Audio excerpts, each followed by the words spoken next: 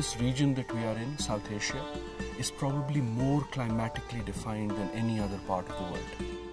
That really makes us the people we are. Our culture, our religions, our society, our food, our love stories are all around things that happen with climate. And that is the challenge of global climate change. It's not just that the weather will change. It is that the entire lifestyle of societies will change. If you want to address the South Asian climate change issue, I think we have to use a holistic approach. Cannot be done alone.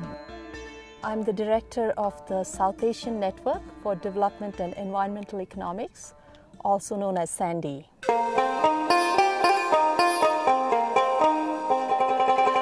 SANDEE is a wonderful device whose immediate purpose is to bring researchers, economists in particular, from all across South Asia together to do research on environmental issues, development issues in South Asia. We work in 7 countries across South Asia: Pakistan, India, Bangladesh, Bhutan, Sri Lanka, Nepal, and the Maldives. It is one ecosystem that we are working on. We have now friends across the boundaries, so that we understand each other's problem and we develop a common understanding on South Asia. The very first thing we need if we are going to tackle climate change is better knowledge. That means research. But it's not just knowledge and research for its own sake. It has to be knowledge and research rooted in an understanding of the context of the place that we are in our case here in South Asia.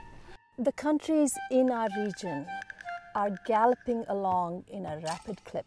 We've seen a huge amount of economic progress over the last 2 decades. We've seen reductions in poverty, we've seen improvements in social development indicators, in health, but also as a consequence, we've seen the environment deteriorate in very many ways in terms of air pollution, in terms of very dirty water that contributes to diseases such as diarrhea, deforestation. The major problem regarding forests in Nepal is forest degradation due to increasing demand for firewood, timber and grazing land. RED is a program that is being implemented globally where the global community is trying to create a market mechanism where they could transfer some payments to local communities who might in return be willing to protect their forests, conserve their forests, because this then sequesters carbon and mitigates some of the climate change problems that we are currently facing.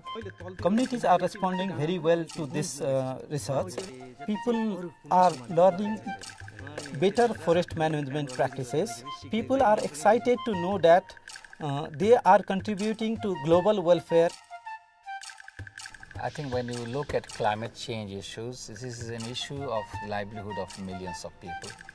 So we need first and most important issue for climate change within South Asia is adapting for the poorest people within the region. Because these are the people who are living on the nature, and it is the nature that is being threatened. 80% of households live in rural Nepal, and more than half of them don't have access to modern energy. So they are mainly dependent on the kerosene to light their home. So government is providing subsidy to the rural people to generate electricity from solar home system.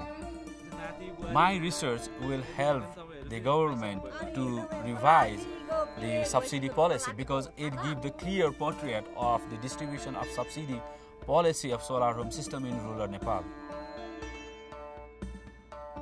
Sri Lanka has been experiencing a significant increase in the number of tourist arrivals during the past couple of years, and as a result there has been new investments and expansions in the hotel sector.